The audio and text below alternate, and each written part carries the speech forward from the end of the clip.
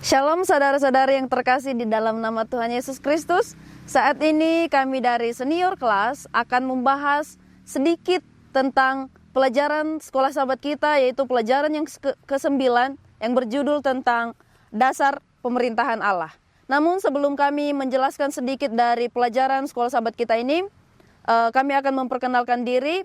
Saya sendiri Helty Selvianti Zai dari jurusan akuntansi. Saya Irene Helkuna dari jurusan S1 Keperawatan. Halo, nama saya Harold Siregar dari jurusan Filsafat. Nama saya Jack Miga, saya dari jurusan Filsafat. Baik, terima kasih untuk ketiga narasumber kita yang berada di samping saya pada saat ini. Nah, pelajaran kita ke-9 yaitu tentang dasar pemerintahan Allah. Sahabat petang ini kita akan membahas tentang bagaimana dasar pemerintahan Allah dengan dasar pemerintahan dunia yang saat ini kita lihat sangat berbeda dengan apa yang sudah Tuhan tunjukkan kepada kita umat tebusannya. Nah, ketika kita melihat pemerintahan dunia seringkali berkuasa atau seringkali memerintah itu dengan kekuatannya sendiri. Nah, kita sebagai umat Tuhan juga ketika kita menghubungkan dengan penebusan yang Tuhan sudah berikan kepada kita mengetahui jelas bahwa tujuan Tuhan itu tidak lain, tidak hanya oleh karena menebus kita, supaya kita umat-umatnya yang sudah Dia ciptakan ini tidak binasa. Itulah sebabnya Tuhan datang ke dunia ini untuk menebus kita. Namun tidak hanya itu saja saudara yang menjadi alasan Yesus datang ke dunia ini untuk menebus kita, namun tujuannya yang lain itu adalah untuk menegakkan, untuk menunjukkan bahwa hukum Taurat itu, hukum ke-10 yang sudah Tuhan berikan itu merupakan hukum yang sangat terhormat. Itulah sebabnya ketika kita melihat bahwa tidak ada yang lebih baik, tidak ada lagi yang lebih indah penebusan Yesus yang sudah berikan kepada kita. Itulah kita sebagai umat Tuhan yang sudah ditebus, kita harus menunjukkan kepada dunia, kepada lingkungan kita, kepada siapapun bahwa kasih Tuhan, keadilan yang sudah Tuhan berikan itu menjadi dasar hukum yang ke-10 dan juga merupakan dasar dari pemerintahan Allah itu sendiri.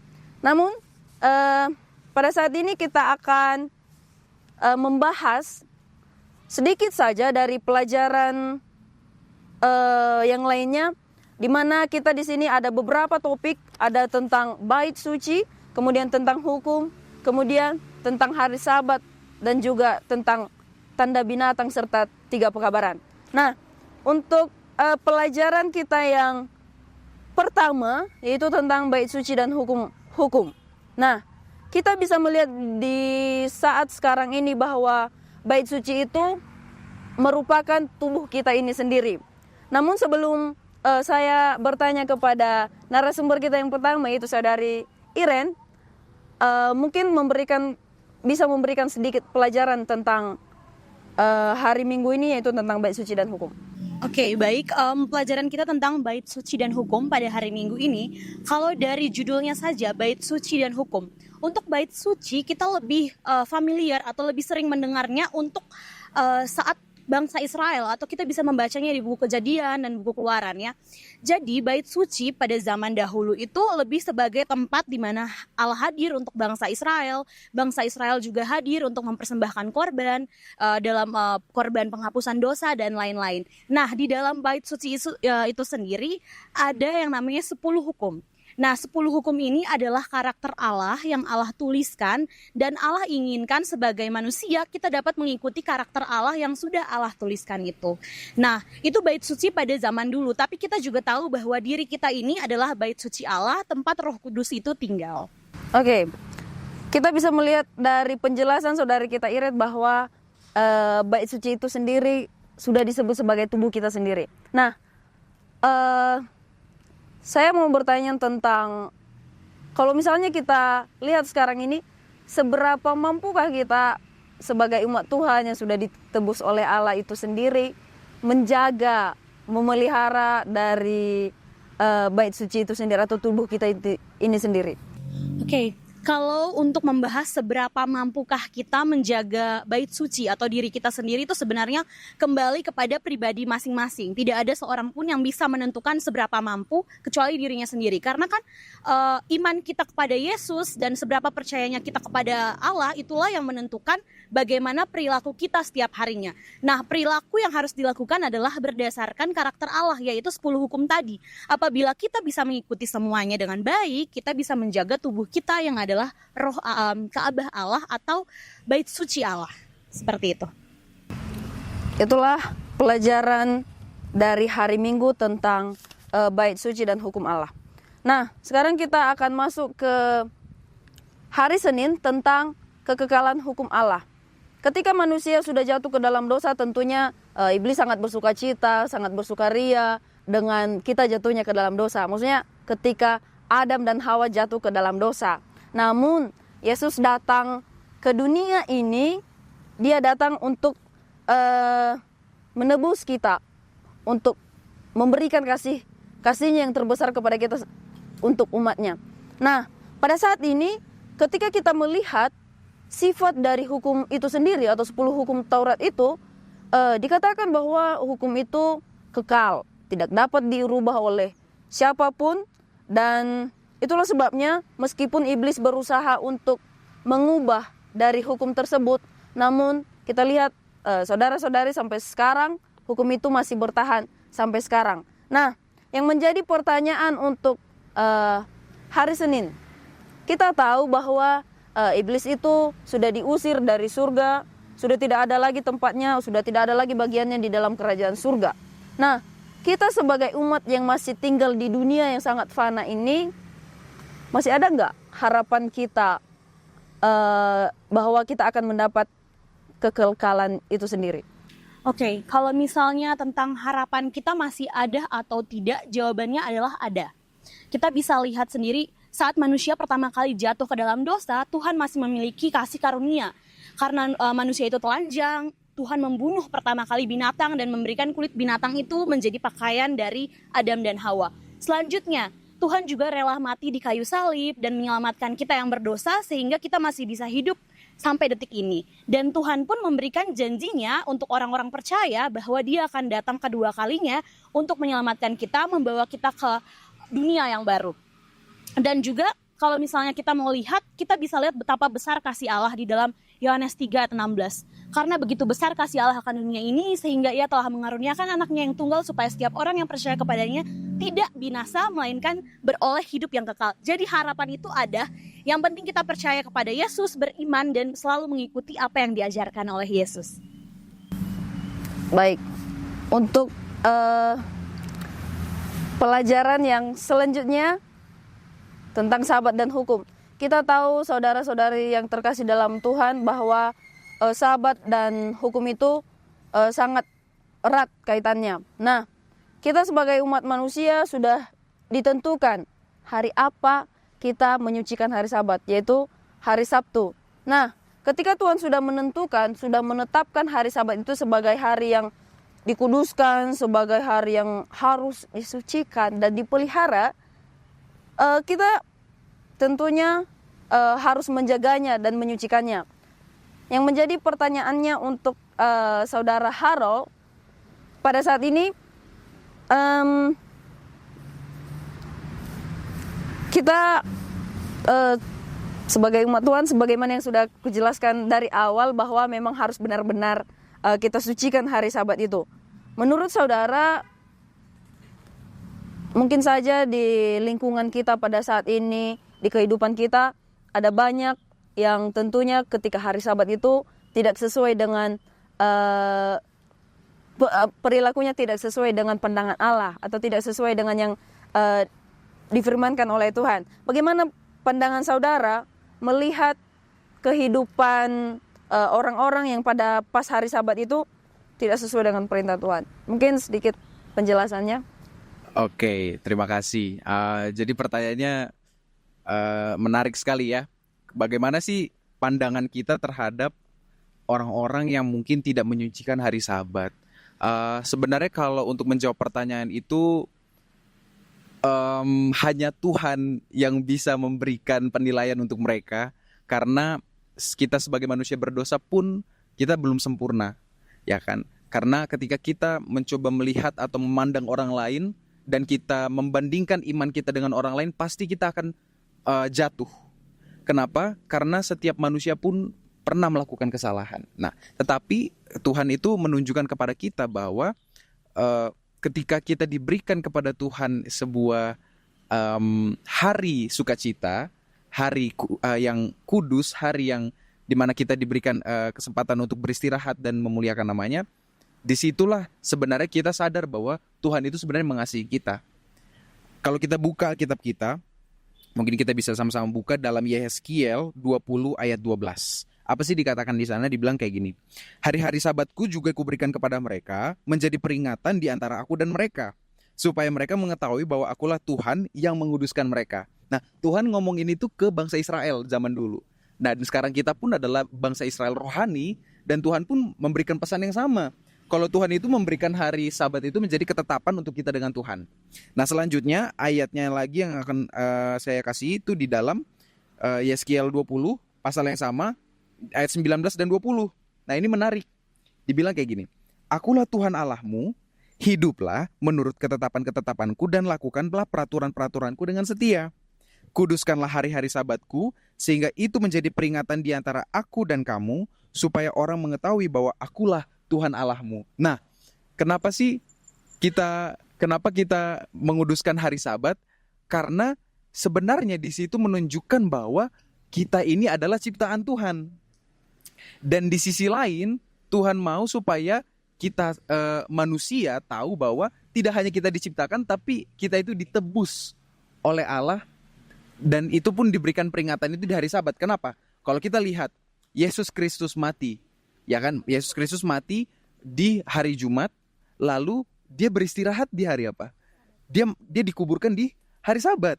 Lalu dia bangkit di minggu pertama, hari pertama di minggu itu.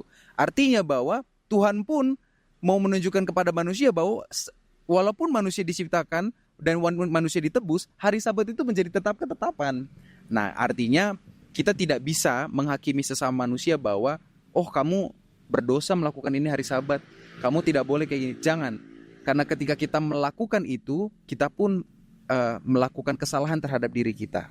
Artinya kalau kita mau melakukan atau menyucikan hari Sabat, jangan lihat orang lain, tapi lihatlah, pandanglah kepada Yesus Kristus. Lakukanlah sesuatu yang baik di hari Sabat, tapi jangan melakukan kepentingan dirimu sendiri, karena peraturan Tuhan sudah diberikan pada kita. Mungkin itu aja. Penjelasan yang sungguh menarik dari Saudara Harold, bagaimana kita sebagai umat Tuhan menyucikan hari Sabat itu, ya balik lagi ke diri kita sendiri. Kita tidak boleh melihat orang lain, bagaimana orang lain itu menyucikan, entah gereja apa tidaknya. Namun iman kita sendirilah yang menentukan itu sebenarnya. Baik, terima kasih. Selanjutnya dari pelajaran kita yang ke-4 tentang tanda binatang. Ini pelajaran yang menarik tentunya ya. Tanda binatang ini merupakan nubuatan yang Tuhan berikan di dalam kitab Wahyu. Nah, yang menjadi pertanyaan saya untuk Harold, berdasarkan pelajaran kita tentang tanda binatang itu, bagaimana cara Allah mempersiapkan iman umatnya untuk menghadapi perlawanan terbesar, maksudnya untuk menghadapi peperangan nantinya mungkin ya, pada saat sebelum Yesus datang kedua kali. Oke, terima kasih. Ini pertanyaan luar biasa sekali. Terima kasih. Jadi ketika dikatakan bagaimana Tuhan mempersiapkan kita, sebenarnya ada yang mau saya ingin sharing kepada kita, bahwa Tuhan itu sebenarnya tidak perlu mempersiapkan manusia. Kenapa? Karena yang membutuhkan iman itu bukan Tuhan. Betul? Yang membutuhkan iman itu adalah manusia. Kita harus beriman kepada Tuhan, tetapi kita harus sadar bahwa Tuhan menolong kita supaya kita bisa beriman kepadanya. Artinya sambil kita mempersiapkan diri kita, Tuhan pun bekerja di dalam kehidupan kita. Nah, caranya bagaimana sih Tuhan membantu kita, ya, menolong kita untuk mempersiapkan diri kita? Tuhan sudah simpel. Tuhan katakan, bahkan Yesus sendiri bilang apa? Jikalau engkau mengasihi aku, kamu akan menuruti perintah-perintahku. Nah, berarti simple. Sebenarnya manusia itu hanya perlu menurut. Untuk menurut kepada Tuhan, itu memiliki perjuangan. Nah, ini yang tidak mudah. Dan ketika kita nanti mau mencoba menurut kepada peraturan Tuhan, disitulah nanti kita akan diuji. Bahkan Tuhan akan mengizinkan pencobaan untuk datang kepada kita supaya kita bisa menurut.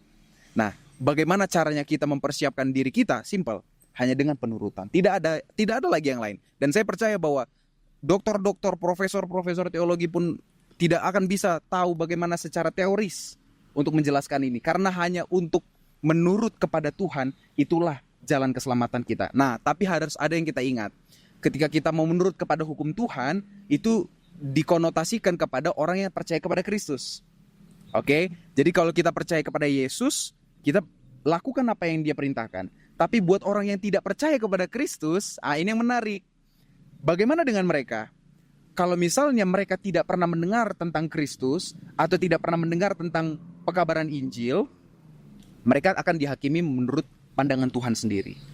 Nah, tetapi jika kita mendengar tentang Kristus itu sendiri, kita mengetahui tentang siapa Dia, dan kita menolak Dia sebagai juru selamat kita, itu udah beda cerita lagi.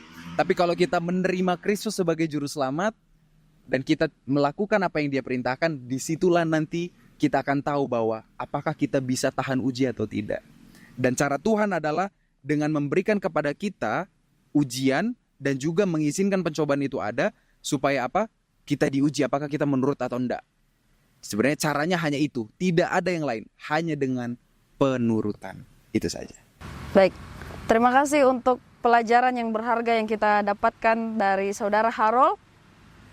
Kita masuk ke pelajaran berikutnya di hari Kamis, yaitu tentang pekabaran 3 malaikat. Kita melihat di pelajaran kita pada saat ini, yaitu tentang pekabaran 3 malaikat.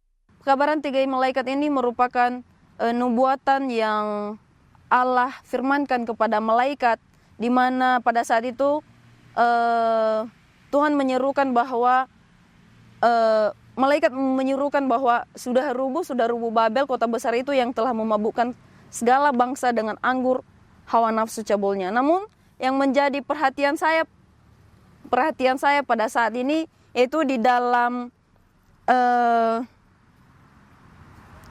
pelajaran kita itu, yaitu di dalam Wahyu 14 ayat 7. Saya akan bertanya kepada Saudara Jack.